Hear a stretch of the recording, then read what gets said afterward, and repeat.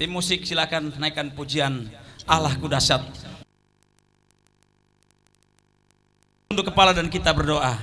Bapa di sorga, dalam nama Tuhan Yesus Kristus, kami bersyukur malam ini kami ada di hadapan hadirat-Mu. Kami orang-orang istimewa, kami orang-orang yang mendapat penghormatan di hadirat Tuhan, sebab kami sudah memuji, memuliakan dan membesarkan nama Tuhan. Tiba saatnya bagi kami Bapa untuk mempersembahkan persembahan yang sesungguhnya kami terima dari Tuhan dan akan kami kembalikan kepada Tuhan. Sebab itu tolong kami semua, sedikit atau banyak setiap persembahan kami, mari sucikan dan kuduskan Bapa, supaya dipakai untuk memuliakan dan membesarkan nama Tuhan.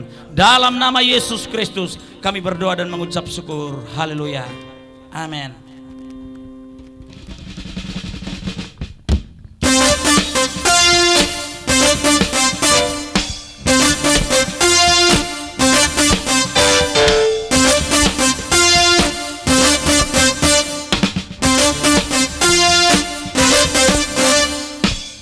Dari utara ke selatan, terdengar pujian bagi Allah. Dari barat sampai ke Dari timur, barat sampai ke timur, nama Yesus disanjung. Dari pulau-pulau, lembah-lembah, gunung-gunung yang tinggi, kemuliaannya disaksikan, kebesarannya diceritakan. kebesarannya diceritakan. Yesus, Yesus, nama Yesus, nama Yesus disanjung tinggi.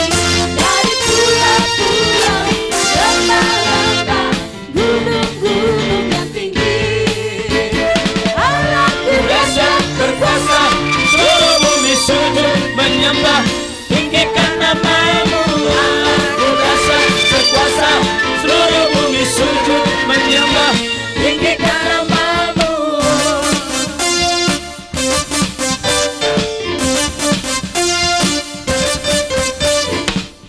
Dari utara ke selatan, terdengar pujian bagi Allah. Dari barat sampai ke timur, nama Yesus disanjung tinggi. dari pulau-pulau, Lembah-lembah, gunung-gunung yang tinggi, kemuliaannya disaksikan, kebesarannya diceritakan. kebesarannya diceritakan. Yesus, Yesus, nama Yesus, Nama Yesus disanjung tinggi. Dari pulau-pulau, lembah-lembah, gunung-gunung yang tinggi, Allahku dahsyat berkuasa, seluruh bumi sujud menyembah, tinggikan nama-Mu. Allahku dahsyat berkuasa, bumi sujud menyembah, tinggikan nama-Mu.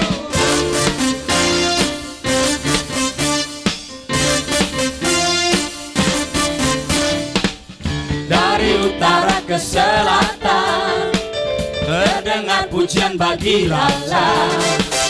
Dari barat sampai ke timur, nama Yesus disanjung tinggi. Nama Yesus disanjung tinggi. Dari pulau-pulau, lembah-lembah, gunung-gunung yang tinggi, Kemuliaannya disaksikan, kebesarannya diceritakan. Yesus, Yesus, nama Yesus, nama Yesus disanjung tinggi. Dari pulau-pulau, lembah-lembah, gunung-gunung yang tinggi, Allah kuasa, Allahku dahsyat berkuasa, seluruh bumi sujud menyembah, tinggikan nama-Mu. Allahku dahsyat berkuasa, seluruh bumi sujud menyembah, tinggikan nama-Mu.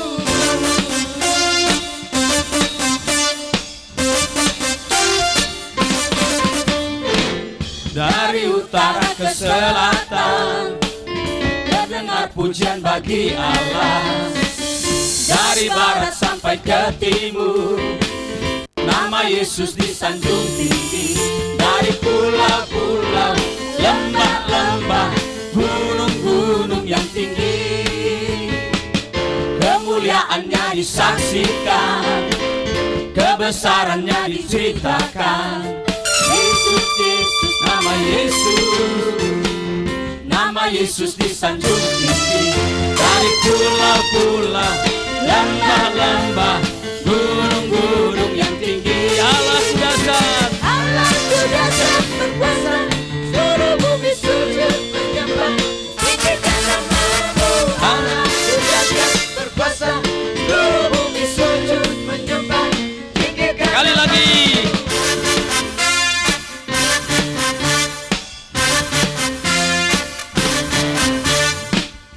Dari utara ke selatan, terdengar pujian bagi Allah.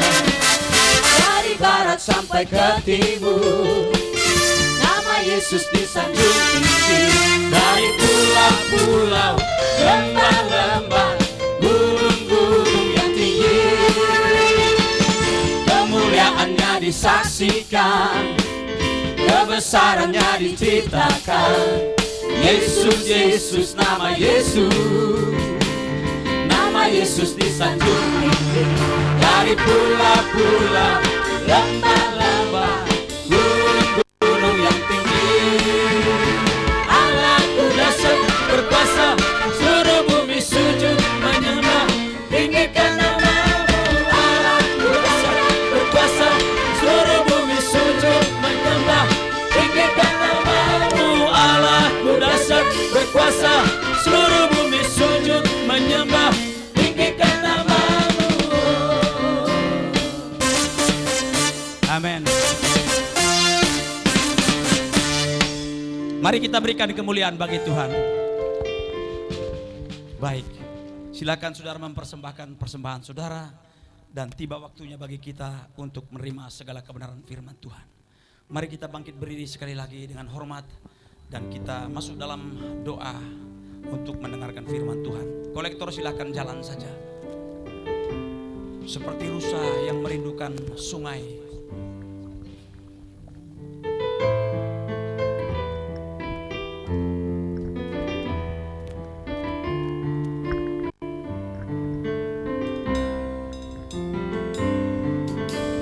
Seperti rusa rindu sungaimu, jiwaku rindu Engkau. Kaulah Tuhan, Kaulah Tuhan hasrat hatiku, ku rindu menyembahmu. sekali lagi katakan seperti rusa.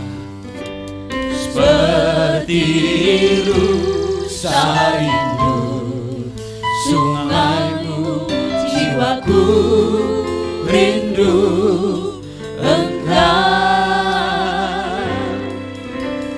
Kaulah Tuhan hasrat hatiku, ku rindu menyembahmu. Katakan Engkau kekuatanku Tuhan. Engkau kekuatan dan perisaiku, kepadamu aku berserah. Kaulah Tuhan hasrat hati. Kaulah Tuhan hasrat hatiku, ku rindu menyembahmu. Yesus, Yesus, Yesus, Kau berarti bagiku. Kau berarti bagiku.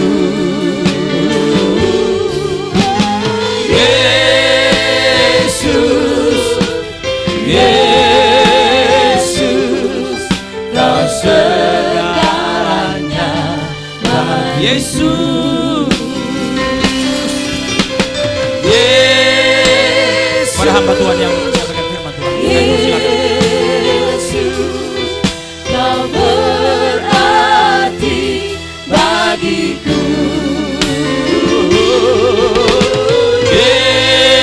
Yesus, Yesus, Kau segalanya bagi. Sekali lagi Yesus Tuhan. Yesus, Kau berarti bagiku.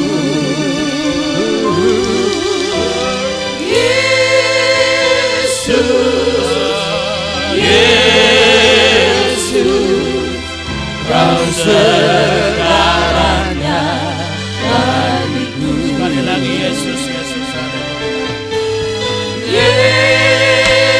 Yesus, Yesus, Kau berarti bagiku. Yesus, Yesus, Kau segalanya bagiku. Kau segalanya bagiku. Kau segalanya bagiku. Amin. Kau segalanya bagiku. Kau segalanya bagiku.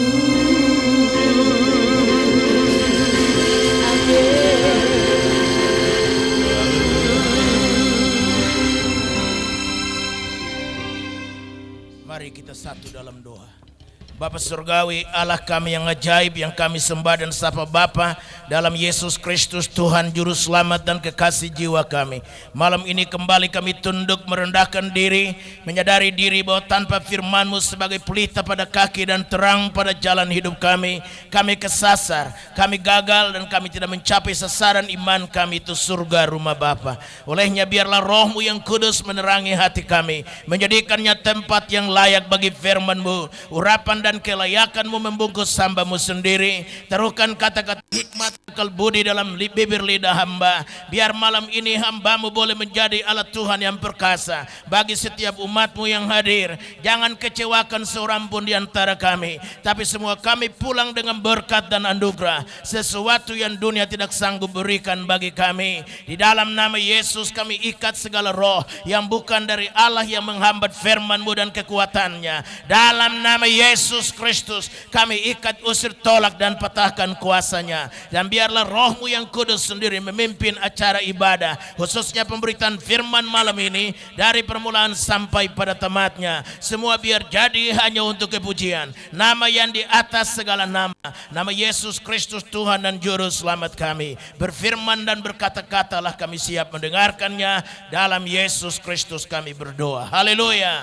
Amin.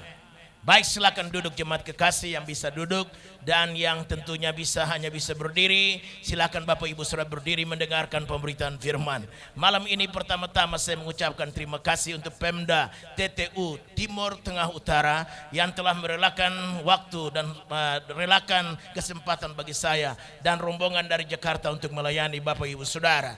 Memang sesuai dengan apa yang dikatakan tadi, kesibukan saya cukup lumayan, tetapi mendengarkan undangan yang disampaikan oleh Ibu Kapolres dan Ibu Bupati TTU yang disampaikan lewat GBI Kemah Kesaksian Kupang, maka dikala fax masuk ke kantor gereja kami, saya katakan kepada sekretaris gereja, singkirkan yang lain dan luruskanlah jalan ke TTU, khususnya kota Keva Minano.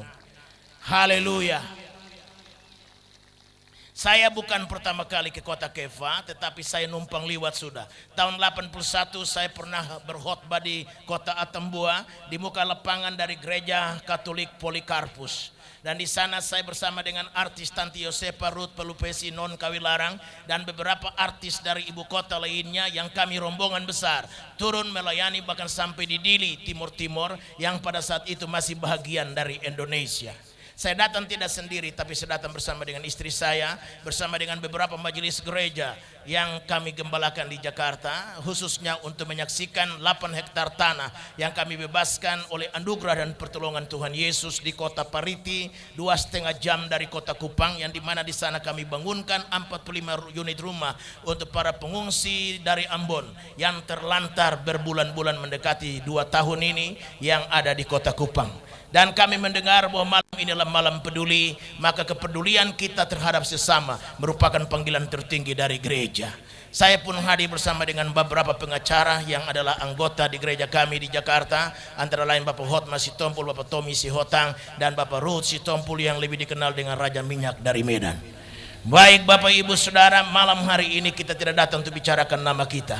Kita tidak bicara tentang keluarga kita, karena kita bicara tentang diri sendiri. Saudara akan mencibirkan diri, bibir dan berkata, "Cih, siapa gerangan kau yang olehnya kau menyaksikan dirimu?" Karena kita berbicara tentang diri kita, orang lain menjadi sakit hati. Kita bicara tentang keunggulan kita, orang lain menjadi juga cibirkan bibir. Karena bukan saja kita kaya, ada orang lain yang lebih kaya dari kita, yang hanya diam-diam tidak mau menonjolkan diri. Tapi malam ini malam bagi Yesus, malam Yesusku luar biasa. Karena itu berbicara tentang dia merupakan panggilan tertinggi dari gereja. Berbicara tentang dia merupakan panggilan dari semua hamba Tuhan. Siapapun dia dan apapun predikat kependetaan yang dipangkunya, entah dari gereja merek apapun. Oleh karena satu waktu akan ada semua gereja bergabung, hanya bernama gereja yang am, dan Yesus Kristuslah gembalanya.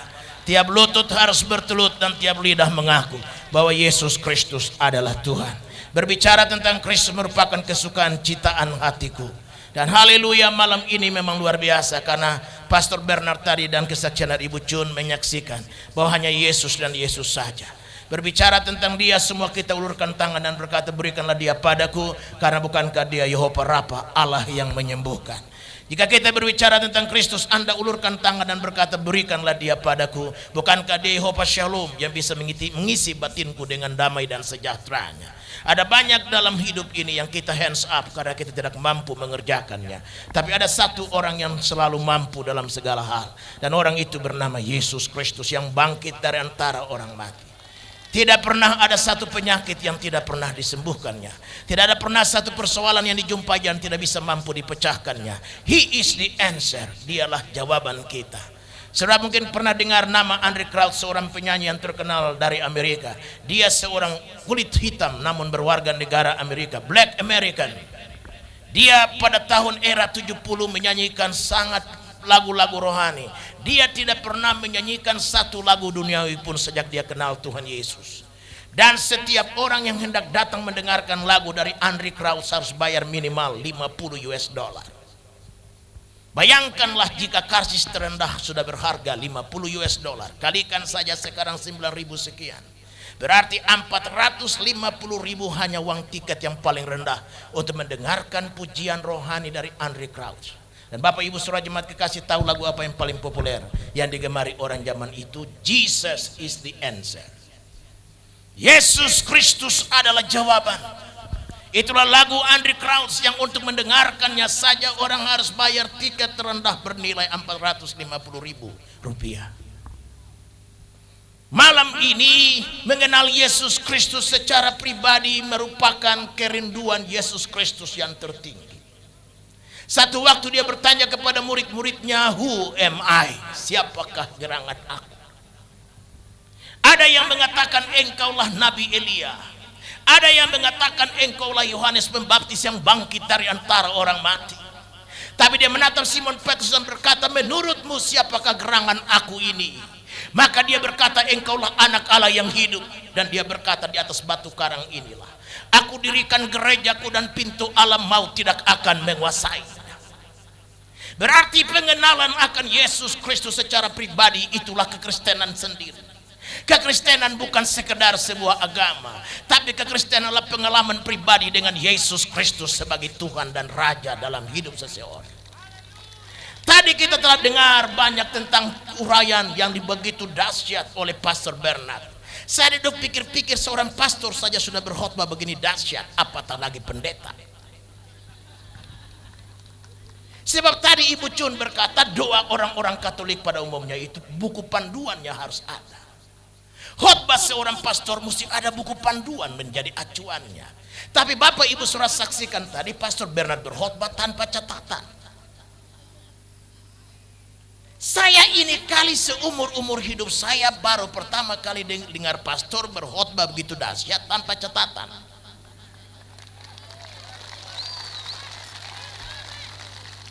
Saya ini hadir dalam acara-acara kekristenan yang besar di mana seringkali berpadu dengan pastor. Pastor bawa renungan, saya bawa khotbah. Baik dalam Natal, dalam Paskah, dari acara-acara besar di Jakarta. Tapi kali ini saya lihat di Keva Menanu saja sudah begini dahsyat, apalagi di Italia, Roma sana.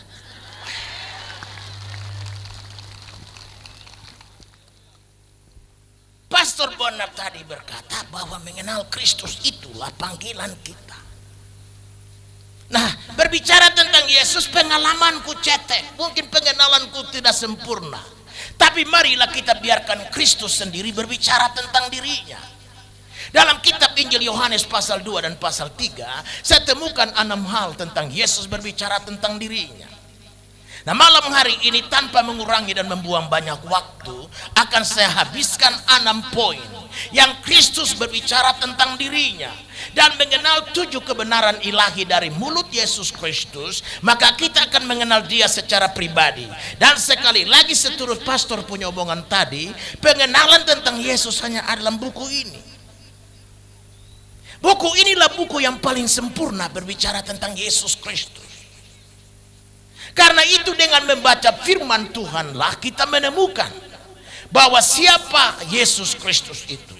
Satu waktu seorang nenek tua di gereja saya bertanya, Boksu, karena dia seorang Jim yang susah ngomong bahasa Indonesia.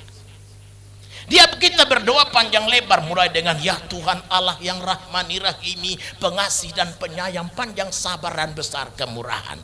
Lah boro-boro si Jim mesti ngomong kalimat sedahsyat itu. Bilang sapu lidi saja dia bilang sapu lili. Boro-boro dia mau ngomong yang rahmani rahimi, pengasih dan penyayang. Satu waktu dia berlutut di doa siang yang kami adakan di gereja, dia langsung cuma berdoa tutup mata, lipat lutut dan berkata, Tuhan, Elu tahu masalah gua, haleluya, amin. Dia panggil Tuhan dia di surga itu Elu, coba bayangkan. 1 bulan kemudian dia datang kepada saya dan berkata, Boksu, doa mak telah dijawab Tuhan. Saya pikir-pikir doa yang mana ya. Aku teringat kembali kepada doa siang itu. Ya Tuhan, Tuhan yang ada di surga, Elu tahu masalah gua. Haleluya, amin. Dia tanya saya ulang, Boksu, ini Alkitab tebal amat ya. Bagaimana mak bisa mengerti seluruhnya? Saya bilang bagaimana buku ini tidak bisa tebal, mak. Dia harus tebal karena dia satu buku berisikan 66 buku, 39 perjanjian lama dan 27 perjanjian baru, total 66. Karenanya dia harus tebal karena satu buku berisikan 66 buku. Mana mungkin mak bisa mengerti seluruhnya? Saya bilang jangankan mak mengerti seluruhnya, aku pendeta pun belum mengerti seluruhnya. Apa Boksu bisa berikan sari Alkitab bagi mak? Bisa, kata saya. Sari dari perjanjian lama berkata Mesias akan datang, luruskan jalan baginya. Ratakanlah yang berbukit, timbunlah yang berlobang, luruskanlah yang bengkang-bengkok. Itulah inti seluruh perjanjian lama. Inti perjanjian baru berkata Mesias telah datang, telah mati tergantung di kayu salib, bangkit dan antara orang mati, naik ke surga, and he promised that he will be coming back. Saya pakai bahasa Inggris sedikit supaya mak agak sedikit bingung. Walaupun Inggrisku cuma Inggris ke orang Inggris naik beca gitu. Orang Inggris naik beca ditanya sama tukang beca begini, do you can speak English? Tukang beca berkata, ya Tuhan saya tahu jalan batu tulis. Yeah. Orang Inggris menjadi bingung, dia berkata, what? Tukang beca balas, aku kuat 3 tahun narik beca. Orang Inggris bilang lagi, how much? Dia bilang, Tuhan salah, nama saya bukan Ahmad, nama saya Badullah. Orang Inggris tambah bingung, dia berkata, you are crazy. Dia berkata, tukang beca, Tuhan hebat amat, kok bisa tahu saya dari Bekasi. Terakhirnya dia bilang, oke, let's go. Tukang beca bilang, kagak mau, masa jauh-jauh begitu jigo. Jadi saya berkata kepada Ma, dia berjanji dia akan datang kembali. Dia berkata, loh, sudah disarikan semua kok tambah panjang. Baik Ma, saya sarikan dua-duanya, perjanjian lama dan perjanjian baru, hanya ada pada satu ayat Alkitab yang bernama Yohanes 3:16 yang berkata, karena begitu besar kasih Allah akan dunia ini, sehingga diberikannya anak yang tunggal Yesus Kristus, supaya barang siapa yang percaya kepadanya tidak binasa, melainkan beroleh hidup yang kekal. Dia garuk-garuk kepala lagi dan berkata, kok sudah disarikan dua-dua kok tambah panjang. Saya bilang, baik Ma, aku sarikan lagi Yohanes 3:16. Hanya keluar satu kata, Yesus. Apa arti hidup ini tanpa Yesus kau miliki? Apa Apa arti seluruh kekayaan dunia kau miliki tanpa Yesus ada di hati? Ma berkata kalau begitu gampang agama Kristen itu, lebih gampang dari yang ma pikirkan. Kekristenan punya kekuatan hanya ada pada satu nama yang bernama Yesus Kristus. Anda ambil Yesus Kristus dari kekristenan, maka kekristenan itu lumpuh. Dia hanya menjadi suatu kumpulan manusia yang menamakan diri orang-orang beragama. Mungkin inilah yang membedakan kekristenan itu dari agama-agama lainnya. Karena kekristenan bukan sekedar agama. Kekristenan itu punya dasar yang bernama Yesus Kristus, punya tiang penopang yang bernama Yesus Kristus, gantungan pada tembok yang kokoh yang bernama Yesus Kristus. Sehingga bebanku yang berat aku gantungkan di sana, sehingga ringanlah jiwaku dan legalah batinku. Dialah segalanya bagi kita, haleluya. Karena itu adalah terlalu rugi dan terlalu bodoh dikala berat beban kita lari pada yang lain di luar Yesus Kristus. Selama ini kekristenan kita itu tidak berarti banyak dan tidak menggairahkan, karena kita tidak menjadikan Yesus Kristus segalanya bagi kita. Karena itu malam ini relakan saya ungkap 6 kebenaran tentang Yesus Kristus, sehingga olehnya di dalam 6 kebenaran ini kita boleh melihat dan mengenal siapa Dia. Relakan saya baca hal yang pertama terambil dari Yohanes 2 ayat 23 dan 2 sampai 25. Yohanes pasal 2 ayat 23 sampai 25. Demikianlah firman Tuhan. Dan sementara ia di Yerusalem selama hari raya Paskah, banyak orang percaya dalam namanya karena mereka telah melihat tanda-tanda yang diadakannya. Tetapi Yesus sendiri tidak mempercayakan dirinya kepada mereka karena ia mengenal mereka semua. Ayat 25, dan karena tidak perlu seorang pun memberi kesaksian kepadanya tentang manusia, sebab ia tahu apa yang ada di dalam hati manusia. Kristus memproklamirkan bahwa Dia kenal siapa kita. Semampu-mampunya aku mengenal diriku, masih belum sempurna pengenalanku akan diriku. Kristus mengenal aku lebih dari aku mengenali diriku sendiri. Ini berita bagus untuk kita hayati, bahwa Tuhan mengenal kita, bahkan masih dalam rahim ibu kita pun Tuhan telah tahu siapa nama kita. Di dalam rahmat dan kemurahannya, pengenalan Tuhan begitu dahsyat. Dia tidak saja mengenal apa warna kulitku, berapa tinggi badanku, dari suku mana aku berasal, siapa nama bapakku dan siapa nama ibuku, tapi nun jauh dalam batinku yang paling dalam, Dia kenal apa yang ada di sana. Ada istilah pepatah, laut dapat diduga hati manusia apa siapa tahu, tapi Tuhan tahu hati manusia. Dia tahu dalamnya lautan, Dia tahu juga apa yang dalam hati manusia. Pemazmur berkata, kemana aku hendak melarikan diriku dari kejaran hadirat? Ke gunung tinggikah aku pergi, di sana Engkau berada? Di alam bersah tempat orang matikah aku menyembunyikan diriku, di sana Engkau ada? Adakah tempat persembunyian yang aman bagi orang berdosa dari kejaran mata Tuhan? Adakah lembah yang paling mantap di kota Kefaminanu yang olehnya kau bersembunyi di sana dari kejaran mata Tuhan? Alkitab dengan tegas berkata bahwa Tuhan mengenal hati manusia. Kalau Dia kenal hati manusia, berarti Dia juga tahu siapa yang membuat bom dan menaruhkannya di kota Denpasar, Pulau Bali. Kenapa kita susah menyelesaikan persoalan negeri ini? Karena kita berusaha memecahkannya dengan pola pikir kita. Tapi coba sekarang kita laporkan persoalan ini kepada Yesus Kristus.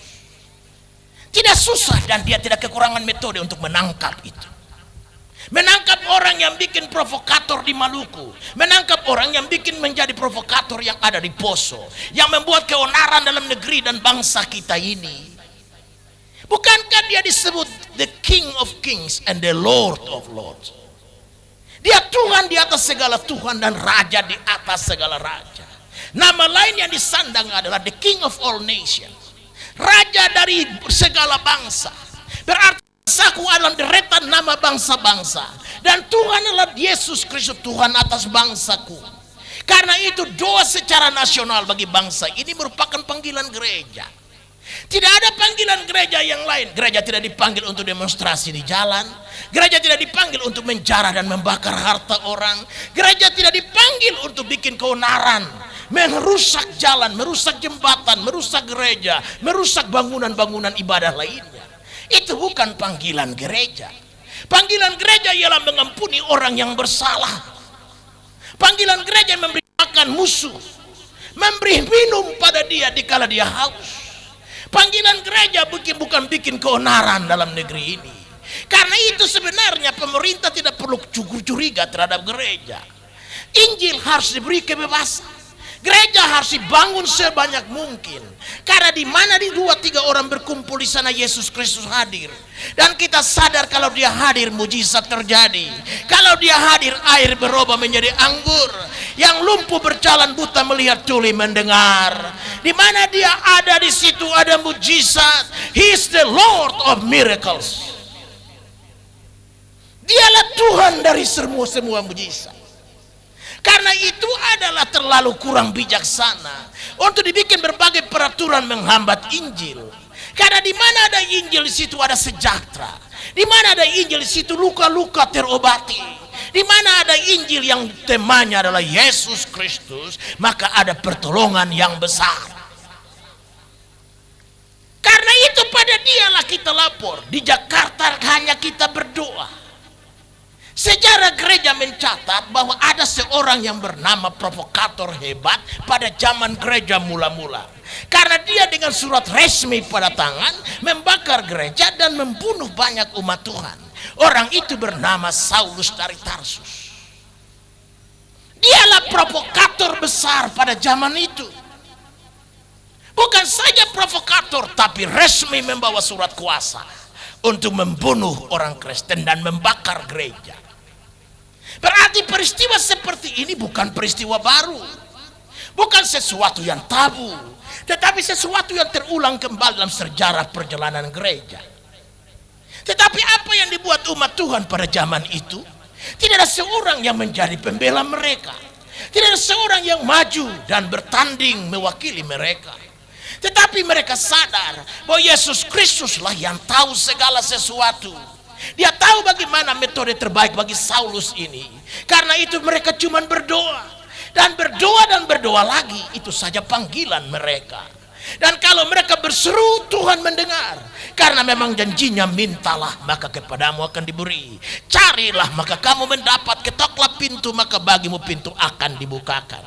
Yeremia 33 ayat 3 berkata, berserulah kepadaku maka aku akan menyahut engkau dan memberitahukan padamu perkara-perkara besar yang akan datang. Siapa bisa tahu hari esok? Hari esok itu rahasia Allah. Tuhan Yesus berkata, kenapa kamu khawatir hari esok? Esok hari itu punya Tuhan. Tidak pernah Allah titipkan hari esok dalam tangan manusia. Yang ada dalam tangan manusia hanya hari ini, yang terdiri dari siang dan malam, yang merupakan dua unsur yang mewarnainya. Mazmur pasal 1 ayat 1 berkata, berbahagialah mereka yang merenungkan Taurat itu siang dan malam. Kata siang dan malam menunjuk kepada satu hari. Karena satu hari punya dua komponen, yaitu siang dan malam. Allah tidak titipkan seminggu dalam tangan kita. Allah tidak titipkan 1 tahun yang berisikan 352 hari dalam tangan kita. Tapi yang dititipkan hanya today, hanya hari ini. Nah, kekhawatiran kita hanya waktu kita jamah milik Allah. Mengapa kita khawatir? Karena kita jamah hari esok. Hari esok itu punya Tuhan. Kenapa Anda menjamahnya? Dan begitu Anda menjamah hari esok, disitulah kau stres. Disitulah mau jantungmu mampet. Disitulah darah tinggimu kumat. Disitulah gulamu naik tinggi. Karena kau menjamah bukan milikmu. Milik kita adalah hari ini. Satu waktu seorang masuk ke restoran. Dan dia baca muka tulisan restoran itu, makan hari ini, bayar besok gratis. Dia baca lagi ulang kalimat itu karena terperanjat. Kalimat itu berbunyi, makan hari ini bayar besok gratis. Karena kalimatnya sudah begitu, maka hanya dia masuk ke restoran, dia pesan air putih 1 gelas dan bakmi 1 uratnya saja. Begitu selesai, dia mau pergi ke kasir untuk bayar. Yang punya restoran berkata, bakminya nggak usah Pak, gratis, sedangkan air 50 perak. Besok dia balik lagi, dia bawa seluruh keluarga, dia bawa istri dan 4 anaknya. Dia pesan 6 porsi ayam, 6 porsi capcay, 6 porsi semua makanan yang ada pada daftar menu dari restoran itu. Makan sampai kenyang, sisa dia suruh bungkus. Bajalan sampai tak miring-miring jo, kata orang Manado. Tenteng bungkusan makanan. Sampai di depan pintu, satpam cegat, Pak maaf, makan sudah, bayarnya yang belum. Dia bertengkar dengan satpam, bayar apa? Di restoranmu tertulis makan hari ini bayar, besok gratis. Kemarin saya sudah bayar, hari ini saya mesti gratis.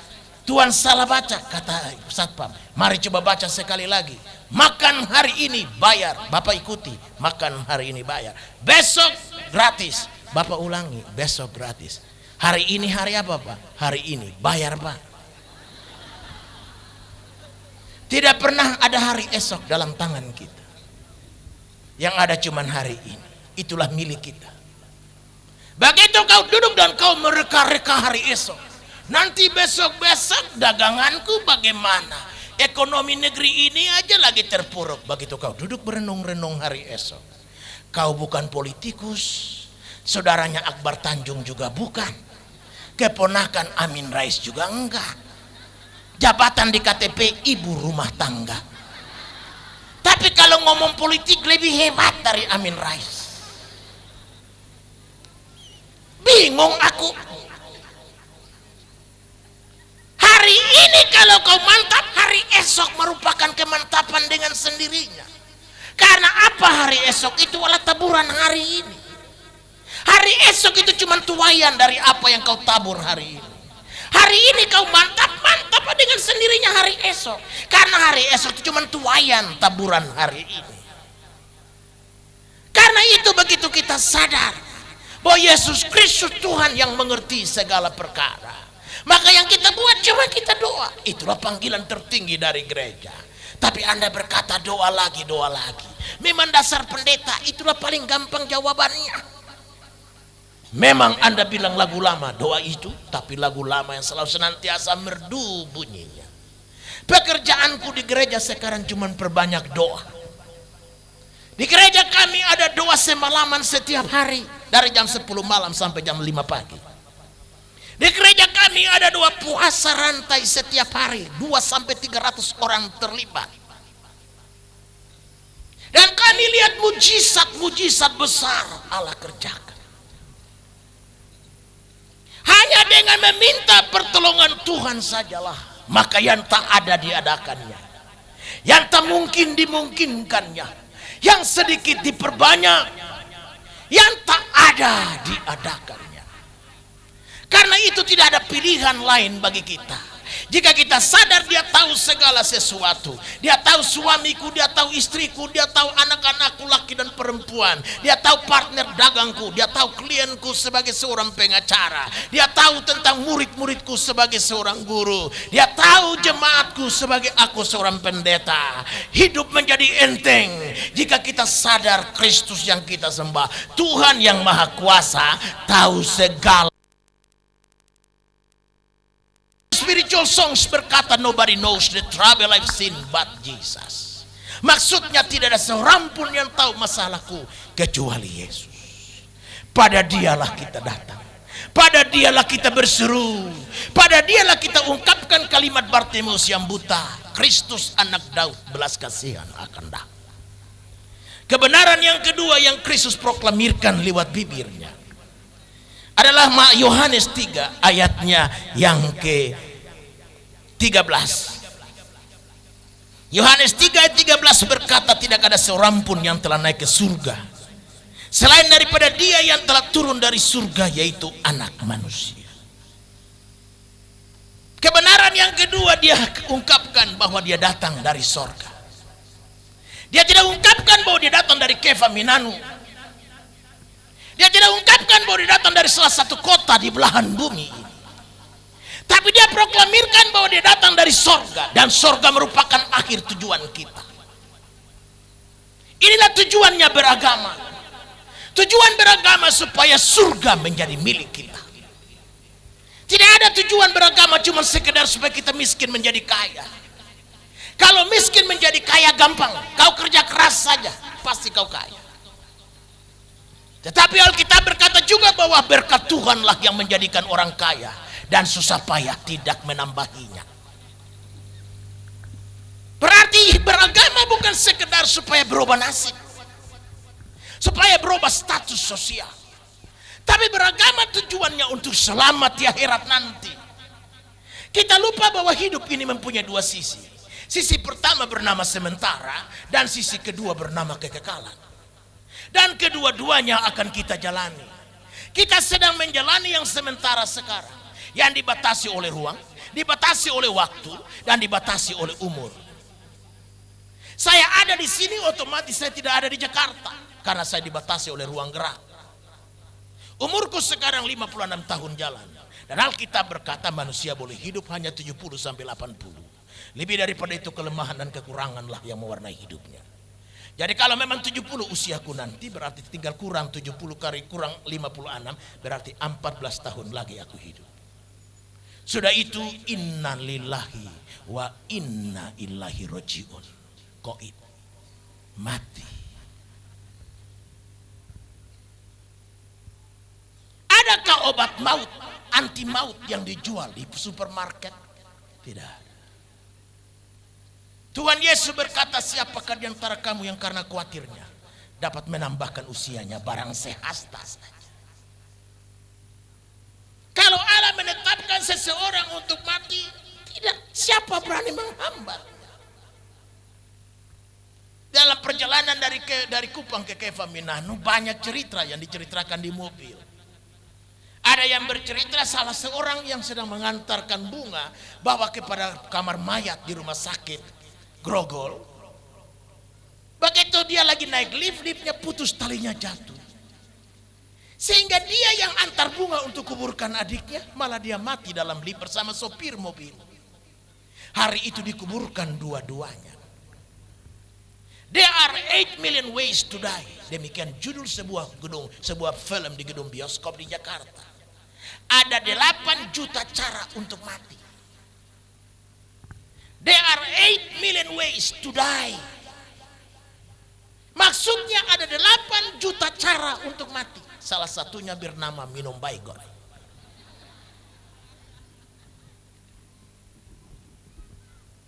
Anda luput dari kecelakaan, Anda diserang penyakit. Anda luput daripada penyakit, Anda ditunggu oleh unsur ketuaan. Biar Anda permakiri permakanan, kalau udah tua mah tua aja. Anda operasi kiri, operasi kanan, namanya tua mah tua aja. Ada orang yang saking mau bikin muda dioperasi supaya matanya agak sedikit bagaimana gitu. Karena dia dioperasi sehingga matanya itu tidak bisa ketutup, kelopak matanya. Begitu suaminya bangun tengah malam lihat bininya melotot aja, dia lari terbirit-birit. Jadi udah tua mah tua aja. Karenanya Anda luput dari penyakit, Anda ditunggu oleh maut, oleh kecelakaan. Anda luput dari kecelakaan, Anda ditunggu oleh unsur ketuaan. Sudah gitu Anda harus mengakhiri hidup yang sementara. Dan Anda masuk dalam kehidupan fase kedua yang bernama eternity, kekekalan. Dan adalah rugi kalau Anda cuma habiskan semua tenaga, pikiran, talenta untuk yang sementara ini. Dan Anda lupa mempersiapkan diri untuk kekekalan. Karena itu Tuhan Yesus berkata, jangan kau simpan hartamu di dunia saja, di mana pencuri bisa mengambilnya atau ngengat dan karat bisa merusakkannya. Tapi simpanlah hartamu di surga, di mana pencuri tidak bisa mengambilnya dan ngengat dan karat pun tidak bisa mampu merusakkannya. Dia sedang berbicara tentang dua fase kehidupan yang harus kita lalui. Jadi marilah terlalu bijaksana kalau kita tidak saja pikirkan hal sementara sekarang ini. Kita harus mempersiapkan juga harta di sana. Saya undang pendeta Coyonggi, gereja terbesar di dunia, datang di gereja kami bulan Juli yang lalu. Beliau meletakkan batu pertama dalam pembangunan gedung gereja kami yang bisa nampung 10.000 orang sekali beribadah. Dan dalam khotbahnya di gereja kami, dia cerita tentang seorang pendeta di gerejanya yang meninggal dunia. Waktu pendetanya ini meninggal dunia, rohnya dibawa ke angkasa dan terus ke surga. Dan sampai di surga dibawa rohnya oleh malaikat, Kristus menantinya di gerbang pintu surga. Dan berkata, "Welcome my son." Selamat datang anakku. Dan dia dirangkul dengan rangkulan yang begitu dahsyat. Dan Tuhan menuntun dia ke surga. Pertama Kristus berkata kepada dia, "Mari kita lihat dulu tempat di mana Bapa disembah." Dan dia dibawa ke satu ruangan di mana Allah tidak kelihatan karena dia roh. Tapi hanya bentuk seperti sebuah gunung batu yang tinggi penuh kemuliaan. Tapi dia bisa mampu melihatnya karena dia telah berada dalam tubuh yang dimuliakan. Lalu dia melihat Bapa disembah. Selesai itu maka dia dibawa ke tempat-tempat lain yang penuh kemuliaan. Terakhirnya dia berkata, "Aku ingin lihat rumah tempatku, apa ada di sini?" Tuhan berkata, "Tentu." Maka dia pergi dan dia melihat satu bangunan. Namanya tertera pada jenang pintu bangunan itu. Tapi herannya bangunan itu belum selesai. Gentengnya belum ada. Jendelanya belum ada. Dan ubinnya pun belum ada. Lalu dia bertanya kepada Tuhan, "Kenapa bangunanku belum selesai?" Tuhan menjawab, "Karena kau belum dipanggil pulang kemari. Pulanglah dan selesaikan bangunan ini. Karena setiap kebajikan yang kau buat di dunia adalah bahan bangunan untuk menyelesaikan rumahmu di surga nanti." Malam ini malam peduli. Setiap lembaran rupiah, setiap pengorbanan yang kau berikan itulah bahan yang kau kirim ke surga untuk membangun bangunanmu. Karena surga itu sebuah bangunan. Firman Allah berkata, "Dalam rumah Bapakku ada tempat kediaman." Kenapa surga itu disebut sebuah bangunan? Kenapa surga tidak disebutkan sesuatu hemparan karpet? Kenapa surga tidak digambarkan tentang hempasan emas murni? Tapi surga itu dia ibaratkan sebuah bangunan. Namanya bangunan butuh bahan. Dan bahan itulah yang kita kirim dari dunia. Anda kirim alang-alang dari sini, di sana pula alang-alang. Kau kirim daun lontar dari sini sebagai atapnya, di sana juga jangan harapkan genteng kodok. Pasti di sana juga daun lontar. Kau kirim dari sini bahan yang kelas 3, jangan kau harapkan kelas 1 di surga nanti. Kita sedang bangun di Kefam, di Pariti, 45 unit rumah. Satu rumah 15 juta. Siapa yang membantu bangunan itu? Wakil Bupati hadir. Beliau berkata, "Bupati akan nyumbang 100 sak semen." Puji Tuhan. Tapi 100 sak semen bisa bikin berapa rumah? Sedangkan 45 kakak lagi terlantar di kota Kupang. Mereka tinggal di satu hotel di mana listrik dibuntungin ke arah mereka. Air dibuntungin ke arah mereka. Sedang sementara orang berlimpah-limpah dengan air. Bahkan sampai pohon pun digenangin pakai air. Sedangkan mereka untuk minum saja mereka mesti terlantar. 45 rumah unit harus segera dibangun. Berarti hampir 1 miliar lebih harus siapkan oleh gereja kami. Kenapa kami rela berbuat itu? Segi materinya untung apa? Memang secara materi tidak untung. Tapi secara kekekalan ada keuntungannya. Karena itulah bahan yang kami kirim ke surga. Majelis-majelis gereja kami ini, para pengacara papan atas yang ada hadir bersama kami ini, bukan orang-orang nganggur. Mereka duduk konsultasi 1 jam saja, Anda bisa bayangkan berapa yang harus mereka terima, konsultasi saja. Tapi mereka mau datang kemari, ke kota Kefaminano. Mereka bilang, "Pak, kami bayar tiket kami sendiri, hotel kami bayar sendiri. Kami dari tim Jakarta pun tidak harapkan 1 sen pun dari Kefaminano. Karena bukan karena uang kita kemari. Hanya karena keyakinan bahwa setiap tetesan air mata, setiap tetesan keringat, bahkan darah yang diteteskan untuk Kristus dan kerajaannya, itulah bahan bangunan yang kita kirim ke surga untuk melengkapi rumah Bapa, tempat kediaman kita sendiri.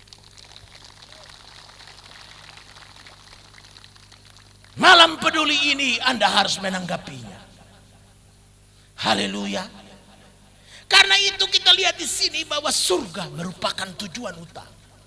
Tapi berbicara tentang surga tidak lepas dari Yesus Kristus. Anda ingin ke surga, Anda mesti berurusan dengan Yesus Kristus. Anda tidak bisa berurusan dengan yang lain tapi ingin masuk surga. Aneh bin ajaib. Karena yang memiliki surga cuma Yesus Kristus.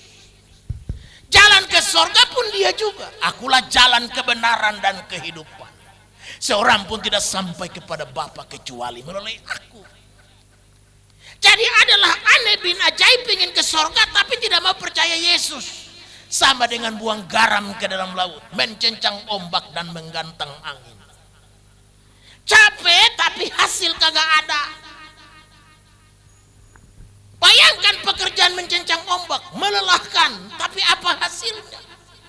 Anda ambil gantang angin, 1 cupak, 2 cupak, 3 cupak, capek, penat, hasil kagak ada. Mau pingin ke surga mesti berurusan dengan Yesus Kristus. Berapa banyak orang yang dalam KKR semacam ini di lapangan terbuka yang saya pimpin. Saya tantang orang maju ke depan untuk bertobat. Iseng-iseng saya tanya, ibu ingin disembuhkan Tuhan malam ini? Amin. Mau percaya Tuhan Yesus sebagai juru selamat? Mikir-mikir dulu. Tuh bayangkan. Mau percaya Tuhan Yesus? Mikir-mikir dulu. Tapi sembuhnya mau. Sama. Orang pingin berkat toh. Tapi untuk selamat nanti dulu. Terlalu kurang bijaksana. Bapak ibu saudara, Anda pingin ke surga, Anda harus berurusan dengan Yesus Kristus. Tidak ada pilihan lain. Anda harus menjadikan dia Tuhan dan Raja dalam hidup. Hal yang ketiga tentang Yesus Kristus. Hal yang ketiga tentang Yesus Kristus. Bacaan masih pada Yohanes 3. Yohanes pasal 3 ayatnya yang ke 14.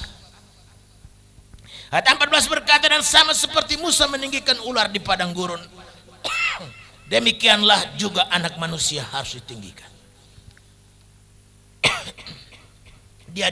Dia mengungkapkan diri.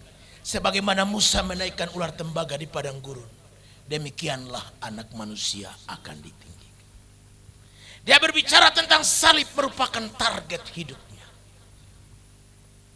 Golgota merupakan target hidup Yesus Kristus. Uang bukan targetnya. Pangkat bukan targetnya. Harta dunia bukan targetnya. Karena itu dia tidak punya sebidang tanah atas nama, sertifikat atas nama Yesus dari Nazaret. Dia tidak punya sebuah rumah mewah yang sertifikatnya atas namanya. Bahkan di hari matinya pun kuburan yang dia pakai merupakan kuburan pinjaman Yusuf Arimatea. Dia tidak punya apa-apa. Bahkan dia berkata, burung di udara punya sarang, serigala di hutan punya liang. Tapi aku anak manusia tidak punya tempat untuk membaringkan kepala. Orang malu memproklamirkan kemiskinannya. Tapi Kristus tidak malu memproklamirkan kemiskinannya. Dia katakan bahwa aku miskin. Dan Rasul Paulus kepada jemaat Korintus menegakkan kebenaran ini. Bahwa dia yang adalah kaya menjadi miskin mengganti kita. Supaya kita yang miskin menjadi kaya di dalam dia. Setiap anak Tuhan tidak mungkin kekurangan makan. Tadi pastor mengatakan bahwa apalagi anak Tuhan. Burung di udara saja tidak menanam, tidak mencangkul, tidak punya lumbung tempat simpanan makanan. Bapamu di surga memeliharakan mereka, apatah lagi kita. Yang punya tangan, punya kaki, punya kepala untuk menghitung, menimbang, memutuskan. Berarti untuk kita kekurangan makan tidak mungkin. Tidak mungkin kekurangan makan. Jadi kalau ada anak Tuhan yang minta-minta, pasti something wrong. Ada sesuatu yang salah.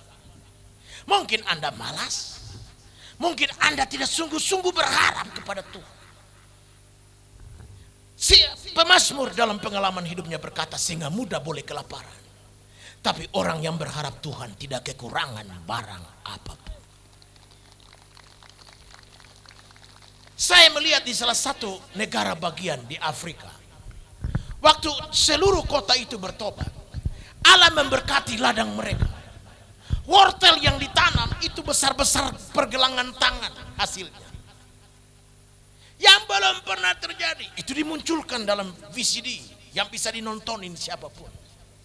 Kalau Tuhan mau memberkati ladang kita, Allah memberkati apa yang kita tanam, itu gampang saja. Jika kita menjadikan dia segalanya bagi kita. Dia tidak kekurangan cara, ide, dan metode untuk memberkati apa yang bernama miliknya. Karena itu dia berkata di sini, sebagaimana Musa naikkan ular tembaga di padang gurun, demikianlah anak manusia akan ditinggikan. Targetnya adalah salib. Salib adalah lambang kekristenan. Memang betul. Lambang kekristenan bukan satu kuntum bunga mawar. Lambang kekristenan bukan pedang dan sabit. Lambang kekristenan itu salib. Karena salib berbicara tentang betapa besar kasih Allah akan dunia, sehingga diberikannya anak yang tunggal, Yesus Kristus. Itu yang diungkapkan dalam ayat berikutnya dari Yohanes 3 ayat 16, yang merupakan perkara keempat dalam kebenaran hari ini. Kebenaran yang keempat dalam ayat 16 dari Yohanes pasal 3 tadi. Karena begitu besar kasih Allah akan dunia ini, sehingga ia telah mengaruniakan anaknya yang tunggal, supaya setiap orang yang percaya kepadanya tidak binasa, melainkan beroleh hidup yang kekal. Berarti Yesus Kristus merupakan bukti kasih Tuhan. Kasih Tuhan itu bukan kasih yang hanya semata slogan, stiker, kata-kata mutiara, atau kata-kata sajak, kata-kata puisi. Allah tidak hanya sekedar nyenangkan hati, tapi Allah berkata, dia berbuat. Allah janji, dia genapi. Allah ulurkan tangan, dia jamah. Allah buka mata, dia melihat. Allah membuka tangan, dia merangkul. Itulah dahsyatnya Tuhan. Kasih Allah itulah kasih yang memberi bukti, bukan kasih ngomong-ngomong. Karena itu jangan ragu-ragu taruhkan iman kepada Tuhan. Karena dia adalah Allah yang berjanji dan yang menggenapi janjinya. Dia Allah yang berbuat, dia Allah yang bertindak, dia Allah yang mengulurkan tangan, dia Allah yang mengangkat dari lubang kubur dan memahkotai kita dengan berbagai rahmat, anugerah, dan kasih-Nya. Di samping Allah, di dalam kasih-Nya adalah kasih yang memberi bukti, tapi kasih Tuhan adalah kasih juga yang berisikan hal-hal yang baik. Kasih Tuhan tidak berisikan hal-hal yang tidak baik. Kalaupun yang baik dari Allah itu belum tentu pas pada perasaan kita. Yang baik dari Allah itu belum tentu pas waktu kita ulurkan tangan kita untuk menggenggam wujudnya. Yang baik dari Allah itu belum tentu harus pas pada logikaku. Sehingga kadang-kala yang baik dari Tuhan itu dikala aku menyambutnya, aku tidak menyambutnya dengan kalimat praise the Lord, puji Tuhan.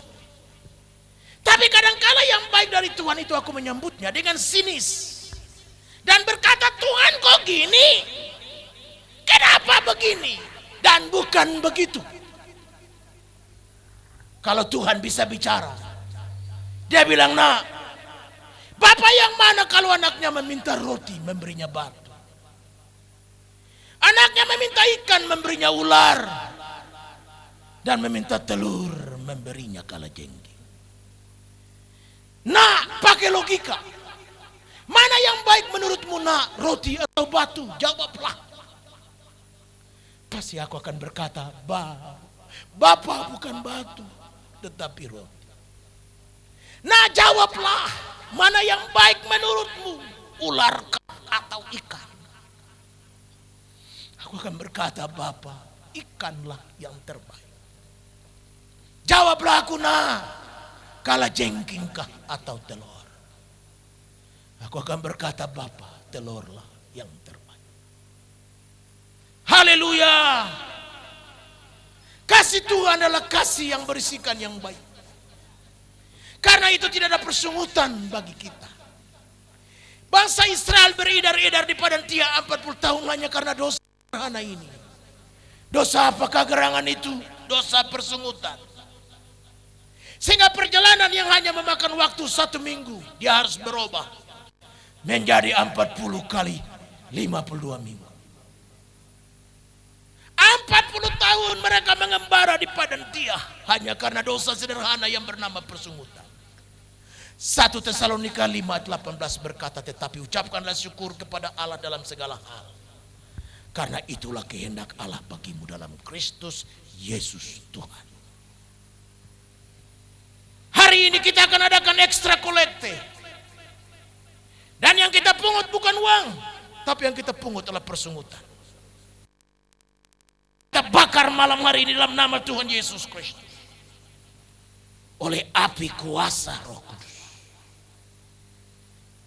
Bersyukurlah dalam segala hal. Roma 8:8 berkata, segala perkara bekerja bersama-sama mendatangkan kebaikan bagi orang yang mengasihi Tuhan. Kalau kita mengasihi Tuhan, kita tidak perlu ragu-ragu akan hidup ini. Semua Dia akan atur. Dan kita akan terheran-heran melihat kebesaran, kasih dan anugerah. Karena itu jemaat kekasih, kasih Tuhan itu hanya berisikan hal-hal yang baik. Tidak ada hal yang tidak baik dalam tangan Tuhan.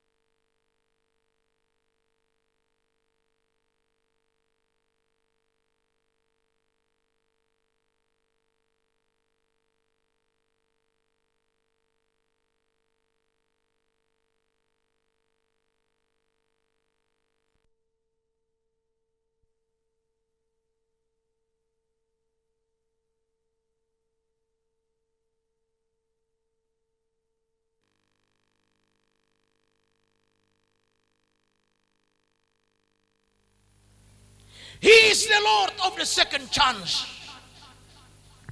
Dia Allah kesempatan kedua.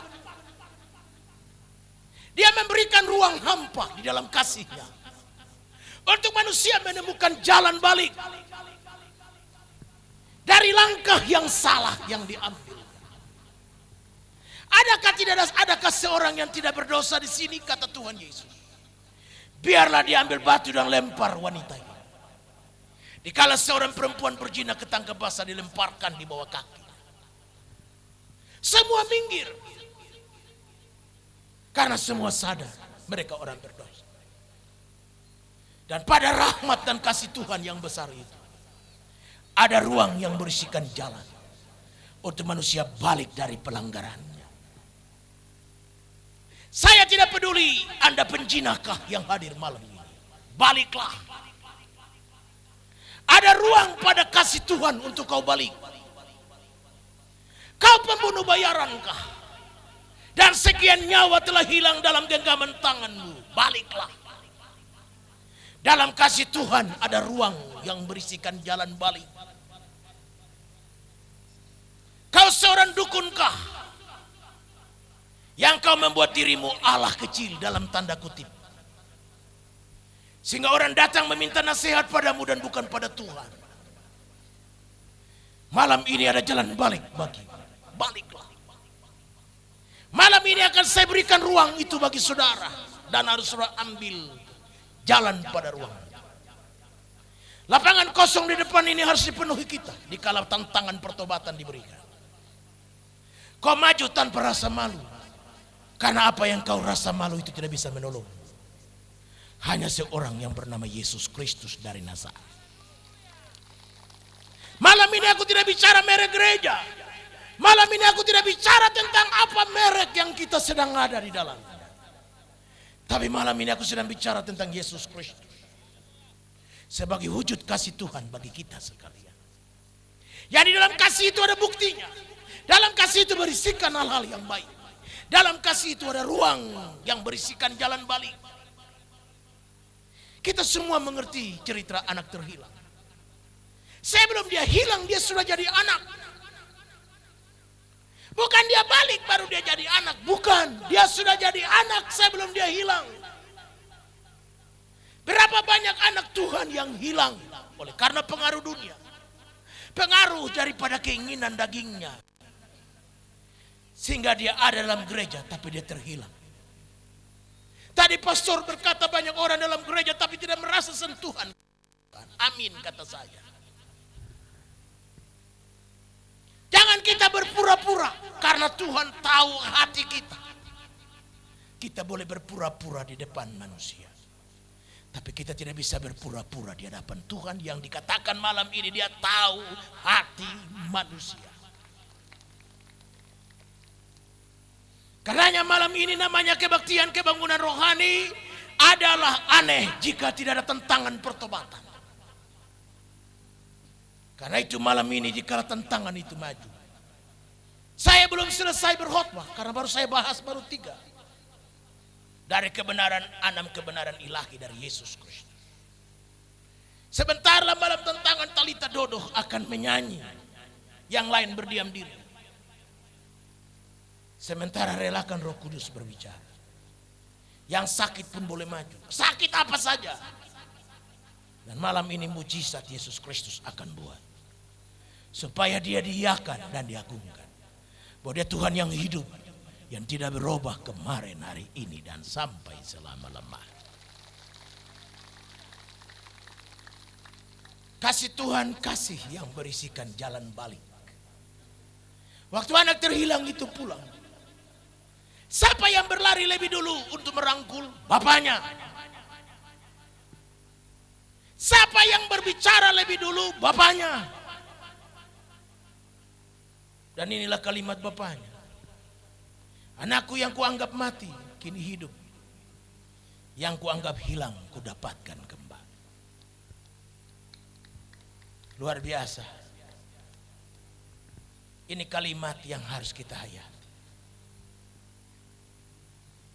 Bagi bapaknya, anaknya lebih penting daripada pelanggarannya. Selalu kita punya mata tertuju kepada pelanggaran kita. Sehingga kita merasa tak layak. Kita merasa tak mustahil. Kalau doa kolekte yang kita panjatkan semata cuma ungkapan kenajisan kita. Tuhan, kami orang berdosa.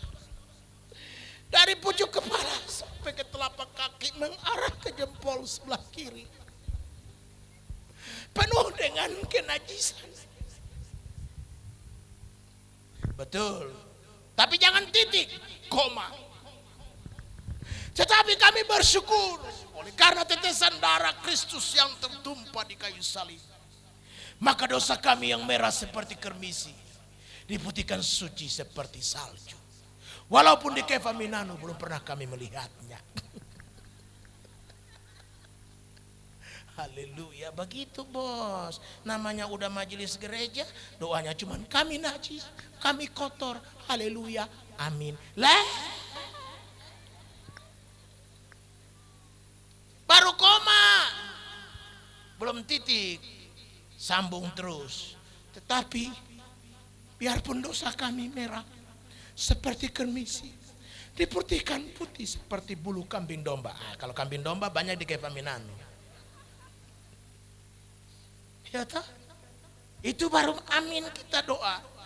Jadi kita sadar di sini bahwa Tuhan yang kita sembah adalah Allah yang penuh kasih. Yang kasihnya itu berisikan ruang balik. Luar biasa kan? Bagi bapaknya, anaknya lebih penting dari pelanggarannya. Bapaknya nggak bilang begini, anak kurang ajar, tidak tahu diri, dasar muka badak, kulit buaya. Masih tahu diri pulang lagi. Kau sudah habiskan hartaku, sana pulang, balik lagi. Oh, pasti dia lari terbirit-birit, gak pulang-pulang lagi. Tapi bapak tidak persoalkan masalahnya. Yang persoalkan masalahnya justru siapa? Kakaknya. Kakaknya ngambak gak mau masuk rumah. Bapaknya keluar bujuk, ayo sayang masuk. Ini adikmu pulang. Orang lain yang bukan family aja pada ketawa, pada nyanyi, pada makan enak. Kau cembetut aja di luar. Masuk. Masuk apa? Kata anaknya yang laki. Aku tidak pernah bikin salah. Nyusahkan bapak tidak pernah. Habiskan harta bapak juga tidak. Tapi tidak pernah bikin pesta. Boro-boro mau potong kambing. Bebek aja gak pernah. Bapaknya bilang, nak, kau ini ngerti nggak bahwa apa punyaku itu adalah punyamu? Kau mau permisi dari siapa untuk potong kambing? Apa harus kau permisi dari dirimu sendiri? Itu kan tolol. Tindakan bodoh ialah permisi dari diri sendiri. Mau potong-potong, mau pesta-pesta, siapa suruh? Tidak memanfaatkan kesempatan selama ini. Dasar bodoh. Bahasa kampung saya, nau-nau. Begitu. Banyak anak Tuhan yang tidak pernah memanfaatkan haknya. Jadi mari malam hari ini baliklah. Dan yang terakhir, kasih Bapa harus ditanggapi. Kasih Bapa itu nggak tepuk sebelah tangan, tapi harus ada tangan yang menyambutnya. Kalau demi cinta, orang bisa tulisin surat berpuluh tiap minggu. Kalau demi cinta orang bisa kirim bunga ratusan tangkai beraneka warna-warni seperti pelangi. Demi cinta orang bisa naik gunung, turun lembah, dan nyebrang kali walaupun buayanya banyak. Kalau demi cinta orang berteriak, hei matahari, sampaikan cintaku kepada Maria. Kalau demi cinta, orang bisa ambil batu pergi ke pinggir pantai dan lemparkan ke ombak dan berkata, hei ombak, hempaskanlah cintaku kepada Maria. Masa Anda kira untuk manusia saja Anda menggebu-gebu menyatakan cinta, masa sama Tuhan Allah tidak? Ayo. Sampai kita mau berdiri aja enggan. Berdiri nyanyi-nyanyi, ini dasar nggak punya otak. Suruh duduk kek, ini diri aja. Kita marah-marahin MC. Ini KKR apa? Bukannya membuat membawa berkat, menyiksa orang. Coba untuk cinta kepada manusia, manusia yang rasa tersiksa. Dia ada rasa rugi kirim bunga, gak rasa rugi kirim surat lewat pos.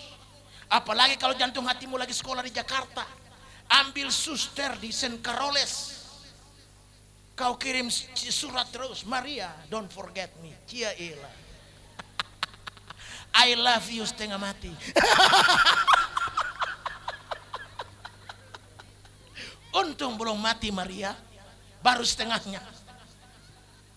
Coba demi cinta kau tulis surat. Untuk manusia, masa untuk Tuhan Allah nggak boleh? Tuhan Yesus tanya sama Simon Petrus begini, sampai 3 kali pertanyaan yang sama. Apa bunyinya? Simon anak Yunus, adakah engkau mengasihi aku lebih dari semua? Petrus bilang apa? Tuhan, engkau tahu aku mengasihi engkau lebih dari semua. Kedua kali, Simon anak Yunus, adakah engkau mengasihi aku lebih dari semua? Petrus pikir kok diulang-ulang ini pertanyaan. Tuhan, engkau tahu aku mengasihi engkau lebih dari Maria. 3 kali, Simon anak Yunus, adakah engkau mengasihi aku lebih dari semua? Wah, ketiga kali ini kata Alkitab, dia ngaku tahan hati, dia nangis. Engkau tahu aku mengasihi engkau lebih dari semua. Berarti Tuhan Yesus juga mau loh cinta yang menggebu-gebu. Kalau nggak begitu ngapain kita tinggalkan Jakarta, datang ke Keva Minano, doilah sampai Balakan tapi miring-miring duduk. Aduh, ampun. Emangnya ini kawan-kawan kita dari Jakarta ini orang-orang pengangguran? Tidak. Tapi mau datangkan nyatakan cinta. Sama siapa?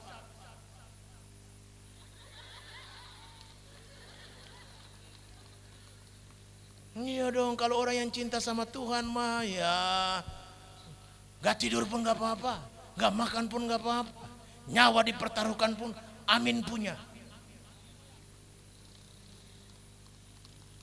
Bukan nyanyi, tepuk tangan. Ini aliran apa lagi ini?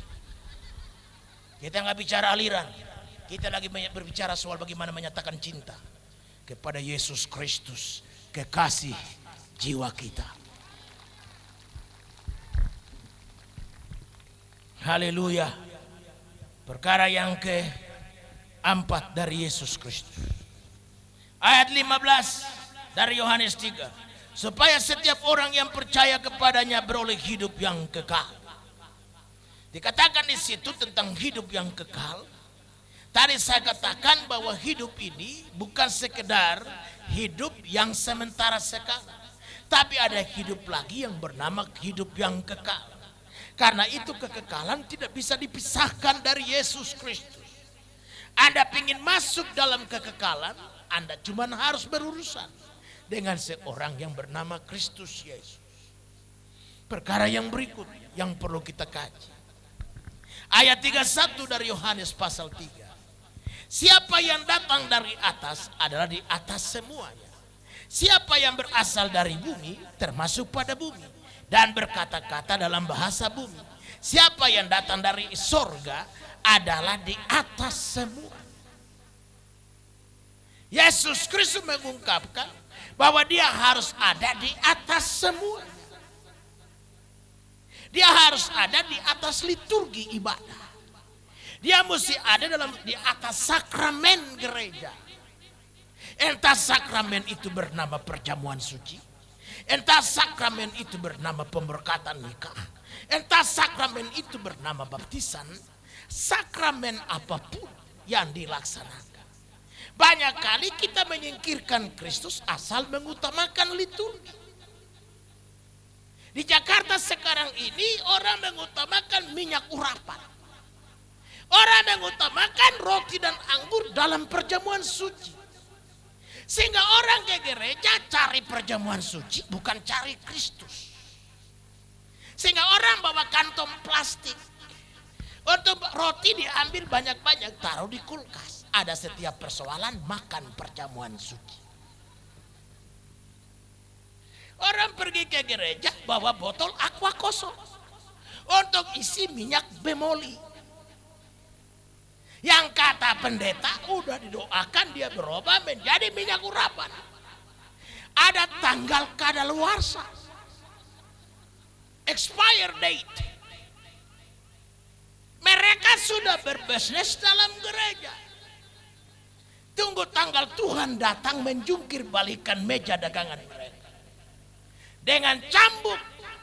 Karena itu Yesus berkata dia mesti ada di atas segala-galanya. Tanpa mengurangi rasa hormat saya kepada bapak-bapak pendeta yang ada di sini dan bapak-bapak pastor, orang-orang yang dipercayakan Tuhan memimpin umat, tolonglah supaya jangan Anda menciptakan liturgi lebih dari Kristus Yesus. Dia mesti ada di atas segala-galanya. Anda tidak boleh menjadikan tepukan tangan sebagai sebuah patokan, sehingga kita cuma bertengkar gara-gara tepuk tangan.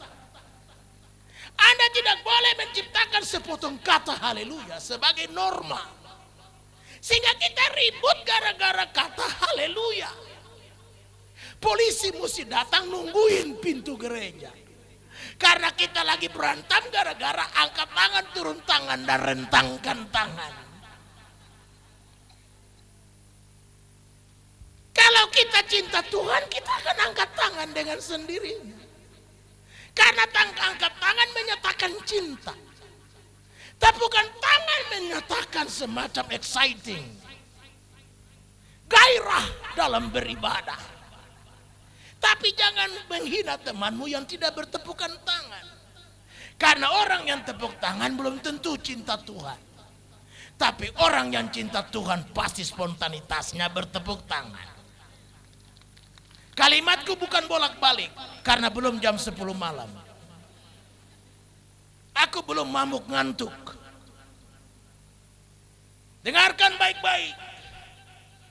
Orang yang angkat tangan belum tentu cinta Tuhan.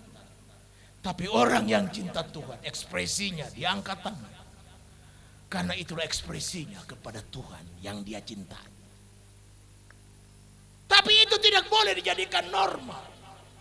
Untuk kita harus berantem gara-gara tepuk tangan. Karena itu bukan panggilan kita. Anda mau tepuk tangan silakan. Anda tidak mau tepuk tangan pun silakan. Tapi ada catatannya. Harus cinta itu ditanggapi. Anda menanggapi cinta Tuhan, Anda ekspresikan lewat gayamu. Anda beribadah di gereja-gereja di Korea. Anda suka membedakan mana Protestan, mana Pentakosta, mana Katolik. Karena semuanya exciting memuji Tuhan. Anda pergi ke Afrika, belahan bumi sana. Anda lihat orang yang menyanyi memuji Tuhan, dia di bangkunya di sini, habis lagunya selesai dia sudah pindah di sana. Karena excitingnya memuji Tuhan. Saudara, kalau demi cinta orang berbuat sesuatu secara lahiriah, apalagi secara rohani. Karena itu malam hari ini firman Tuhan berkata kepada kita, Yesus Kristus harus ada di atas segalanya. Dia ada di atas bisnis kita. Dia ada di atas nikah kita. Dia ada di atas anak kita laki dan perempuan. Kristus berkata, barang siapa yang mengasihi bapaknya, ibunya, anaknya laki dan perempuan lebih daripadaku, dia tidak berlayak menjadi murid. Istri kita nomor 2, Tuhan nomor 1. Anak kita nomor 2, Tuhan nomor 1. He is the best and the first. Dia terbaik dan yang utama. Dia tidak boleh di paling garis belakang. Salib di depan, dunia di belakang. Bayangkanlah apa jadi negeri ini. Lebih kecil lagi. Apa jadinya Pulau Timur ini. Lebih kecil lagi. Apa jadinya kota Kefa Minanu. Jika Tuhan Yesus kita taruh paling atas. Dari merek gereja kita. Tuhan Yesus kita taruh tempat teratas. Dari liturgi ibadah kita. Tuhan Yesus kita taruh teratas. Di atas segala keputusan yang kita ambil. Untuk demi kesejahteraan daerah ini. Singkong alias ubi kayu yang kita tanam. Satu pohon dicabut cuman 2 kilo. Kristus menjadikannya 20 kilo. Setiap binatang yang kita pelihara tanpa dikasih makan, tanpa kasih minum pun besar dengan sendiri. Karena yang membuat adalah Tuhan yang punya langit, bumi, lautan dan segala isi.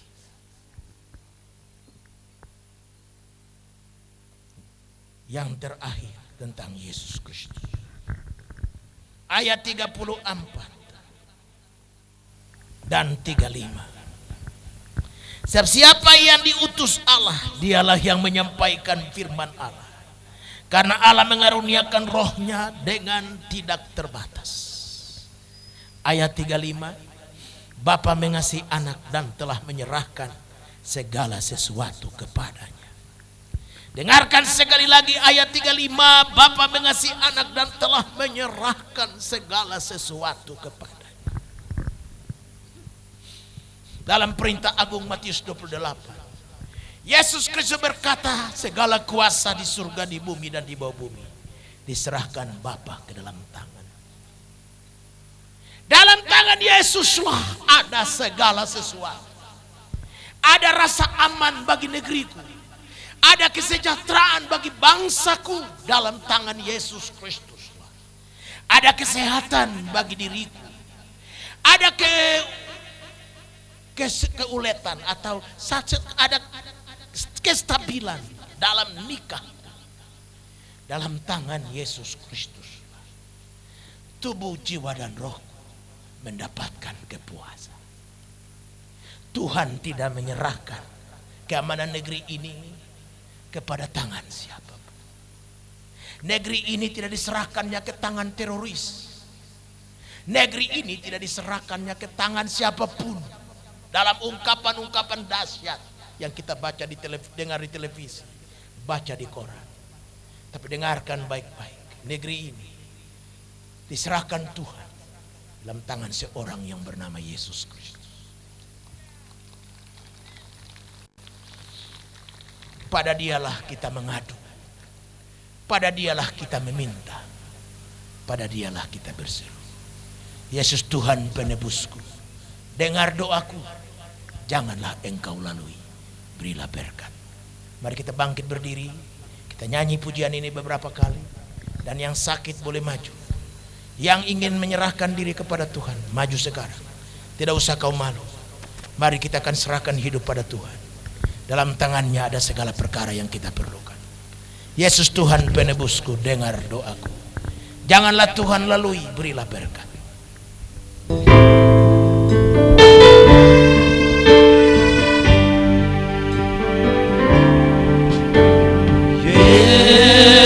Yesus Tuhan penebusku, dengar doaku, janganlah Tuhan lalui, berilah berkat-Mu. Yesus, Yesus,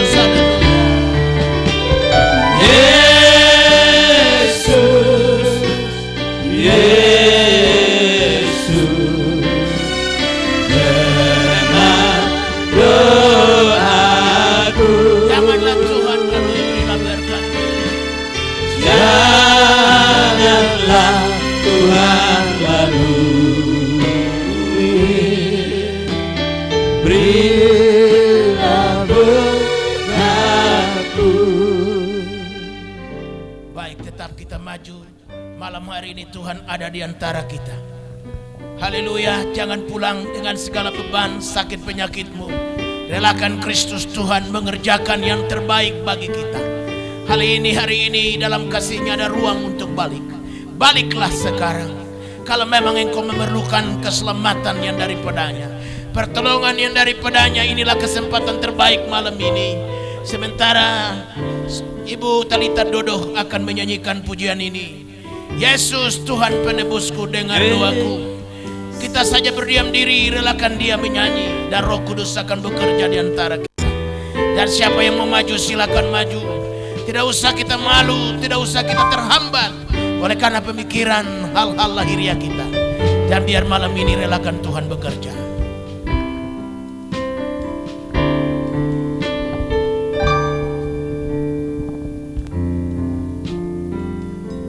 Haleluya.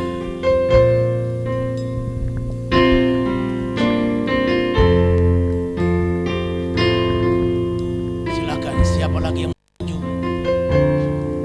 Tuhan menanti kita pada malam hari ini. Yang di belakang, dimanapun Anda berada, silakan maju sekarang. Yesus Tuhan penebusku, dengar doaku. Haleluya, silakan maju. Janganlah Tuhan lalui, Haleluya. berilah berkat-Mu.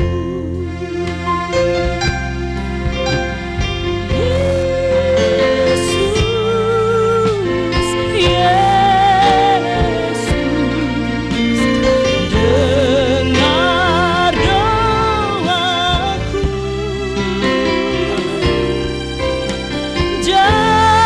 Janganlah Tuhan lalui, berilah berkat. Kita semua mengangkat tangan, kita nyanyi bersama-sama. Yesus Tuhan penebus, Semua angkat tangan tinggi lewat kepala. dengar doaku.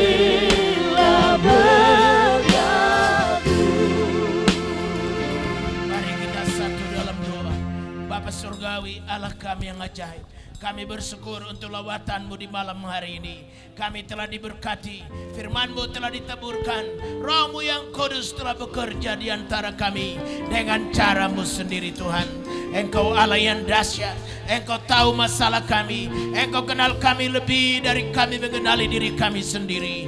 Kami bersyukur Engkau datang dari surga, dan setiap orang yang ingin ke sana berurusan dengan-Mu sebagai persyaratan mutlak. Tuhan, terima kasih. Target-Mu adalah Tuhan Golgota. Engkau tidak datang untuk menjadi kaya, Engkau tidak datang karena pangkat dan kedudukan, tapi Engkau datang dengan satu maksud, supaya kami dapat diselamatkan oleh kasih-Mu. Haleluya, dalam kasih-Mu adalah kasih yang memberi bukti, kasih yang di dalamnya berisikan hal-hal yang baik, kasih yang di dalamnya berisikan ruang untuk balik, dan kasih yang di dalamnya Tuhan harus perlu ditanggapi. Kami bersyukur oleh karena Engkau Allah yang perlu ditinggikan di atas segala-galanya, ditinggikan di atas liturgi gereja, ditinggikan di atas merek gereja, ditinggikan di atas segala sesuatu yang kami cintai dan telah menarik perhatian dan waktu kami. Terima kasih, di dalam tangan-Mu ada segala perkara. Kami memuji nama-Mu dalam nama Yesus Kristus. Kami berdoa dan bersyukur. Haleluya. Silakan turunkan tangan saudara. Berapa banyak di antara kita malam ini yang mau balik kepada Tuhan? Saudara mungkin ada pada rasa bersalah, rasa tertuduh. Engkau mungkin dihimpit oleh beban-Mu, oleh rasa dosa, oleh rasa bersalah, rasa najis dan kotor. Jangan tinggal lebih lama dalam pengalaman hidup seperti itu. Allah memberi kesempatan padamu malam ini untuk balik. Haleluya, kasih-Nya lebih tinggi daripada dosamu. Kasih-Nya lebih besar daripada apa yang engkau rasa, kenajisan dan rasa tak layak. Angkat tanganmu sekarang, saya mau berdoa. Jika engkau ingin menerima Dia dan menjadikan Dia sebagai Tuhan dan Juru Selamatmu. Selama ini mungkin engkau jauh dari Dia, engkau menghina Dia, engkau melecehkan Dia lewat pikiranmu, perasaan dan perbuatanmu. Angkat tanganmu dan saya mau berdoa buat saudara. Bapa surgawi, Allah kami yang ajaib, Tuhan yang kami sembah dalam Yesus Kristus. Malam hari ini Engkau melihat tangan-tangan kami ya Allah, yang terangkat di hadapan hadirat-Mu. Kami percaya Engkaulah segalanya bagi kami.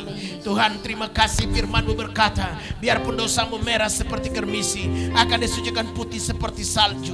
Dan kalaupun dia merah seperti kain kesumba, akan diputihkan seperti bulu kambing domba. Firman-Mu ya dan amin. Dan dalam nama Yesus Kristus, hamba mohon berkat dan anugerah-Mu. Sucikanlah umat-Mu, dan dengan iman kami terima pengampunan dosa dan penyucian lewat darah Yesus Kristus. Terima kasih Bapa, dalam Yesus Kristus kami berdoa. Silahkan turunkan tangan saudara. Berapa banyak di antara kita yang punya masalah, beban dan pergumulan yang hanya pada Tuhanlah Engkau membawakannya malam ini.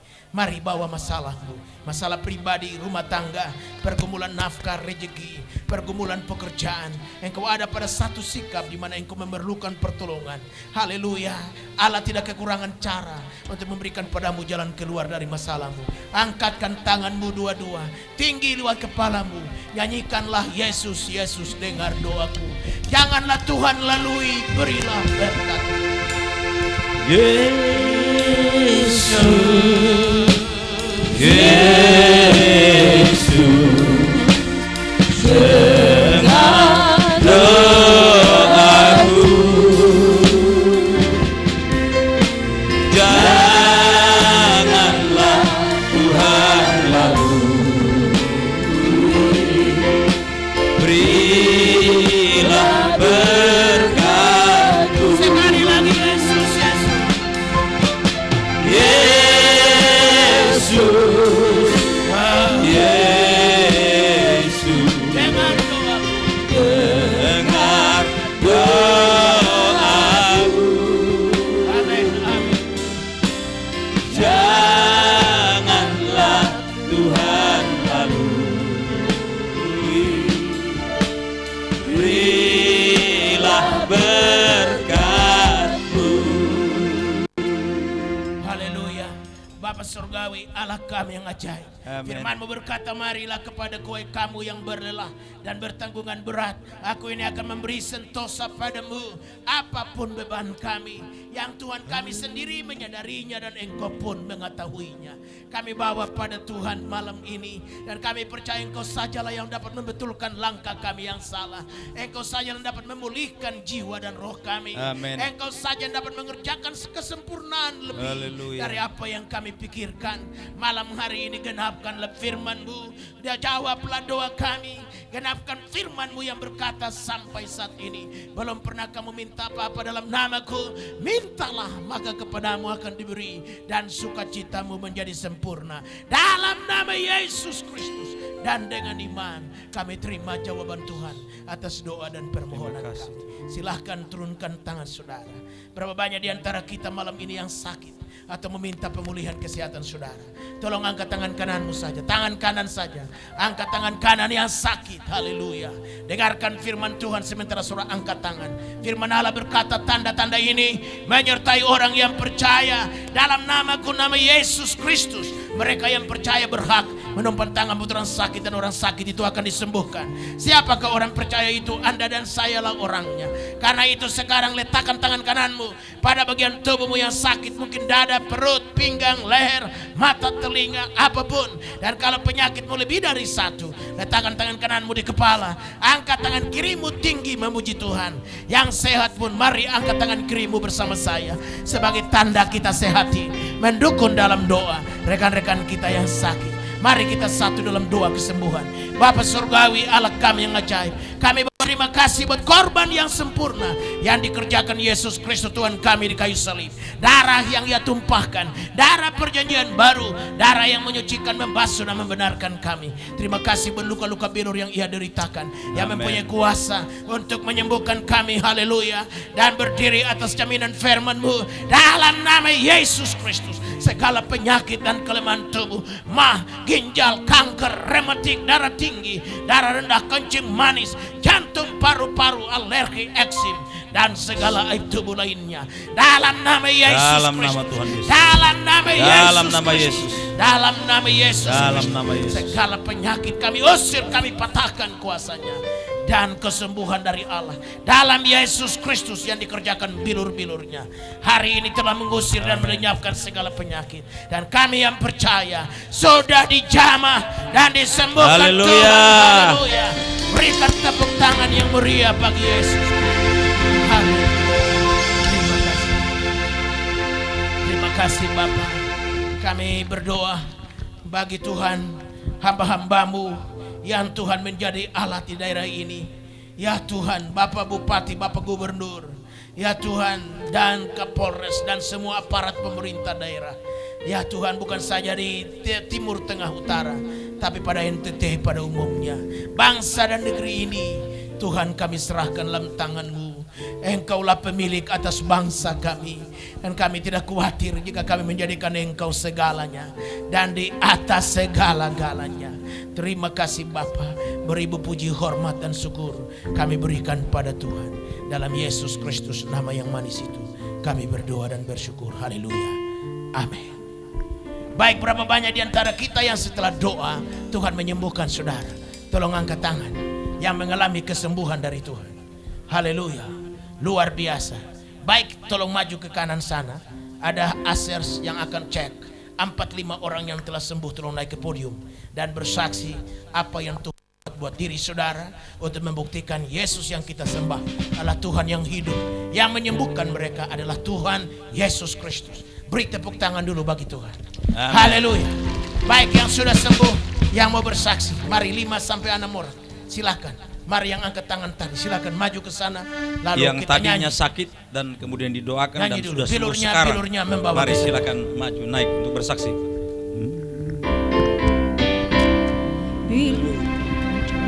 Bilurnya, Bilurnya, bilurnya sungguh heran. Amin. Bilurnya, bilurnya membawa kesembuhan. Asal percaya saja, semua sakit hilanglah. Oleh darah Yesus tertolong. Bilurnya, bilurnya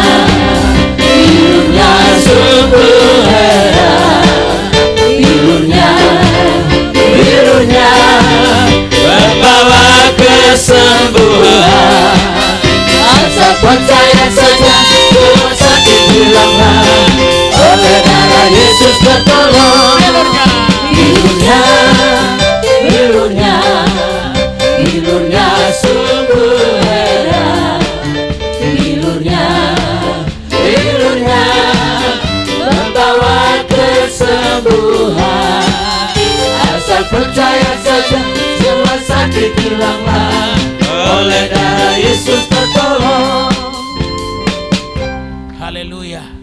Baik, beberapa di antara rekan-rekan kita yang dijamah dan disembuhkan Tuhan malam ini akan telah ada di podium dan akan bersaksi untuk menceritakan betapa Yesus Kristus yang kita sembah adalah Tuhan yang penuh kuasa, Tuhan yang tidak berubah kemarin, hari ini, dan sampai selama-lamanya. Kasihnya adalah kasih yang memberi bukti, dan mereka yang hadir inilah bukti dari kasih Tuhan malam ini. Adik sakit apa tadinya? Saya sakit ini alergi. Setiap malam saya tidak bisa tidur karena gatal terus. Karena kasih Yesus yang sungguh luar biasa. Malam ini saya tidak mengalami alergi lagi dan saya mengalami kesembuhan pada malam hari ini. Amin. Beri tepuk tangan yang meriah bagi Yesus. Tunggu dulu. Sakit alergi begini sudah berapa lama? Sudah hampir 1 bulan. Karena saya rasa kalau panas begini sebenarnya tidak alergi, tapi kelihatannya panas begini saya punya badan ini ada bintik-bintik seperti ada bulat-bulat, terus kadang-kadang bengkak, badan semua bengkak. Terus kalau kita mandi air panas, kompres pakai air panas baru bisa ini. Tapi selanjutnya dia muncul lagi, tiap malam tidak bisa tidur. Haleluya. Beri tepuk tangan yang meriah bagi Yesus Kristus. Baik, Nona turun dari sini. Mari sini Nona, maju sini. Nona sakit apa? Kepala sakit. Sudah berapa lama? Sudah dari hari Sabtu. Kepala sakit itu rasa bagaimana? Kayak ketusuk-tusuk begitu? Rasanya tegang dari sini. Datang sini tadi masih sakit juga. Tapi setelah berdoa tadi sudah baik. Amin. Mari sini dulu, maju sini. Coba Nona goyang-goyang leher. Goyang-goyang sedikit supaya tahu sembuh apa belum. Iya, luar biasa. Beri tepuk tangan yang meriah bagi Yesus. Mana lagi? Mari sini. Nyonya sakit apa? Saya sakit tulang kepala, garing, habis tertikam. Kadang-kala saya kalau duduk-duduk kaget langsung pusing, hilang ingatan. Kemudian saya juga ada mengalami penderitaan gangguan prostat. Tapi setelah tadi didoakan, saya merasakan terasa hangat dan gangguan. Terus di bagian kaki telapak bawah terasa ada gangguan juga. Tapi didoakan juga terasa terhenti dan saya merasa hilang. Dan semua itu adalah Yesus yang menyembuhkan saya. Amin. Beri tepuk tangan yang meriah. Terima kasih. Beberapa waktu yang lalu saya mengalami kelumpuhan dan setelah saya sembuh masih ada sedikit kepincangan pada kaki kanan saya dan saya jalan dari rumah sampai sini masih pincang-pincang. Tapi setelah sampai sini saya merasakan getaran Tuhan yang begitu luar biasa. Saya disembuhkan dan saya jalan dalam keadaan yang seperti biasa, seperti semula saya sembuh itu. Dan sekarang masih ada penyakit, yaitu penyakit yang ada pada tubuh saya yang mengeluarkan bau-bau yang kurang sedap. Tapi saya percaya ini hari saya sudah sembuh dan Tuhan begitu luar biasa. Saya disembuhkan secara ajaib. Haleluya. Luar biasa. Soal badan berbau tuh khusus orang kecil, tidak.